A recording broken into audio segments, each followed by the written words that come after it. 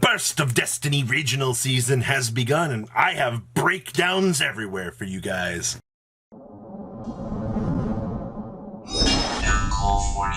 34.8% of you have not smashed Elven Crap with that subscribe button. Smash those so we can get to 100k. We have for you guys the Saturday breakdown. This was a double header regional event. We will cover the Sunday event tomorrow for you guys as well. So something for you guys to get massively excited and smash the like button on this video, so we can get to all of these. So many regional breakdowns. I'm going to cover as many of these as we can throughout the next few weeks. So on your screen here for the side deck for Saturday, you're going to see quite an interesting story here. There were 4 Tenyi Swordsoul variants. Well, Robbie, like, these online regional results don't matter. Okay, well, 2 of those lists were Sala and Jesse Cotton, and I'm sure most of you guys know at this point that those are some pretty big headliner names in the TCG gaming community. So I think that validates at least 2 of those results at that point. So half of the top 8, ladies and gentlemen, was Tenyi Swordsoul. Does that set the precedence going forward here? Yes, it does. A lot of these regional results that you're going to see across the board here are going to tell you the same story, that Tenyi Swordsoul really was the go-to variant out of this weekend's general landscape, because, I mean, it doesn't care what goes on in the format, all right? The deck just goes Tenyi combo and then Swordsoul shenanigans. Now, who are the heroes, at least for this event, to stand up against the Tenyi menace? Well, one of them was Drytron. I can't really say I'm surprised about that there. We had Salamangreat showing its head as well. I don't have the Salamangreat list. This is the same duelist that doesn't like to share information with that, so I can't shun that too much, right? At the end of the day, they're always allowed to keep info to themselves, and there's nothing wrong with that. We also had a Tri-Lyricalist package for you guys. All right, Bird Up doing what it does best. And then we have Magikey Megalith, which we'll have in this video for you guys here in a second. You're probably like, really? Magikey Megalith? Yes, it is truly as impressive as you actually think it is. Now, we're going to pass it on over, and we're going to take a peep at what these top deck profiles for this regional were. The first list I have for you guys here is going to be the John Wilkin Special, finishing 3rd place after Swiss here. John is no stranger to this channel. You guys have seen tons and tons of deck profiles from them. Now, for this particular build here, we are pretty standardized here for Drytron. One of the big things that I see a little bit of a change on here is the inclusion of the 3rd Herald of Orange Light. A lot of these builds have kind of taken a little bit of a step back from this and have added this back. So I think that's something I like to see here. This build is also playing the Lancia. Technically, now that this is a double-edged piece to stop a Tri-Brigade player and to kind of delay a Swordsoul player at a certain point in their combo, I think that that's going to be something, as soon as the tie touches down, you Lancium, it doesn't feel as crazy as you once think it is, but that's fine. I see that we are still playing the Spread of the 5 Ritual Monsters. This particular build is not doing prep. We're going for the Big Herald for this one. I also see that we are only playing 1 Matanus, and we are taking in a instant fusion here so that we can take advantage of Mr. Millenniumize Restrict. Side deck here, we are doing standard board breaking shenanigans, Dark Row, no more Lightning Storms.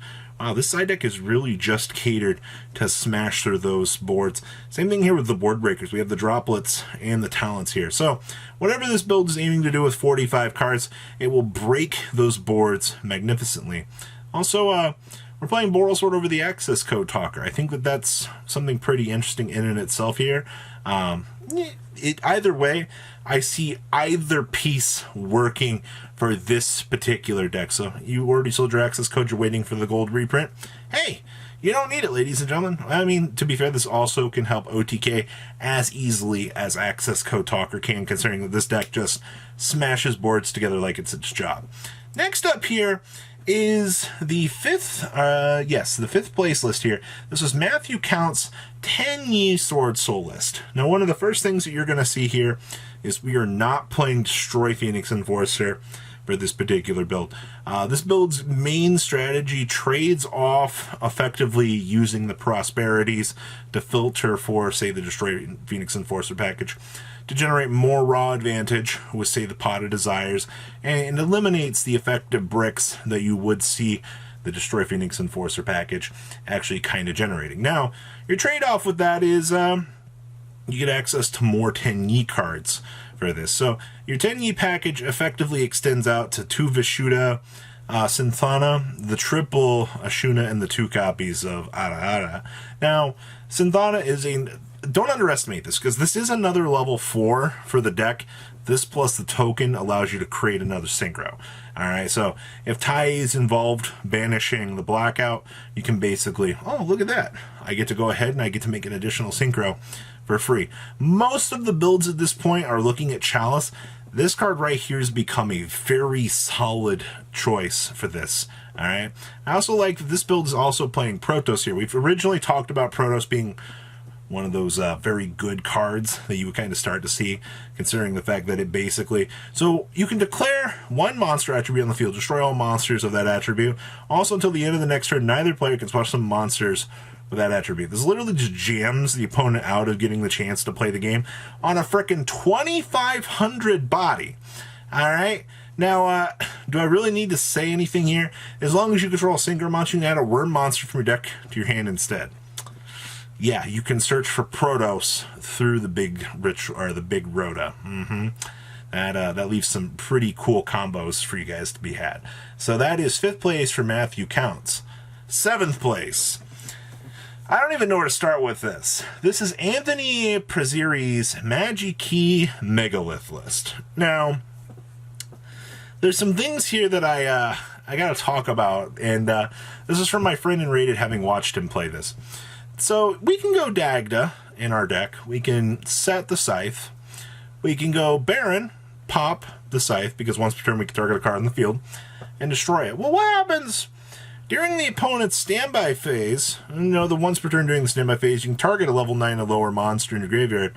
This thing dips out back to the extra deck, and I can revive my Scythe. Well, that also triggers the Scythe jamming my opponent out of playing the game. Yeah, ladies and gentlemen, that's just one of the many things that this cog in this creature can do with this deck. I also love the fact that we have Synchro Magnet in here as our go-to here. So basically, as you're going through and stepping through the Auroradon combo shenanigans here, this actually comes up. So standard, I also like the fact here that Mofty is going to be a pretty big central point here, because with Boss Buster here, you'll be able to search for, you know, any Magikey card, which can get you into Mofty here, which you can essentially continue to do what you're going to do here, stepping through. Big thing is this is going to be another level 4 body that will get you into Essential Resources here, so that you can do everything. This mini engine is not something to be scoffed at, actually.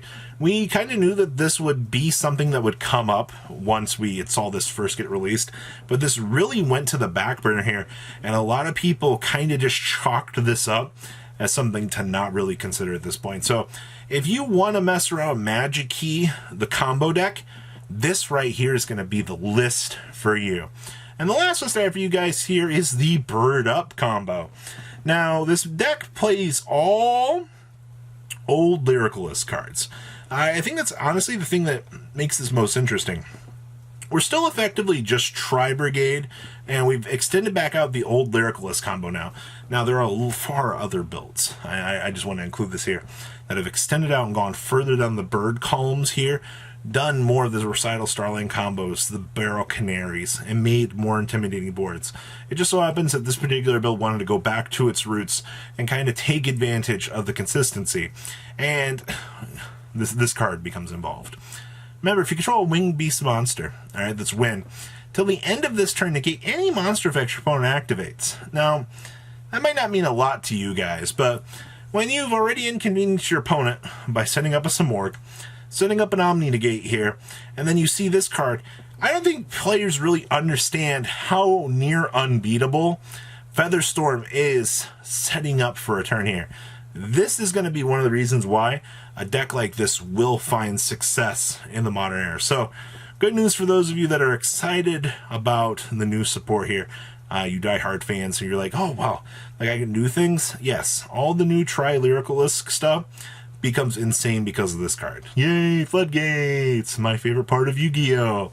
So, guys, I think there's some pretty interesting stuff to come out of the next few days.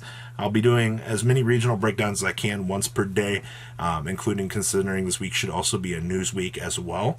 So that'll be kind of something for you guys to look forward to. So many regionals coming up. I'm actually super excited for how things are going to pan out, at least for this beginning part for heading into the end of the year. So guys, smash the like button, subscribe button, so you guys don't miss out on more Oz content.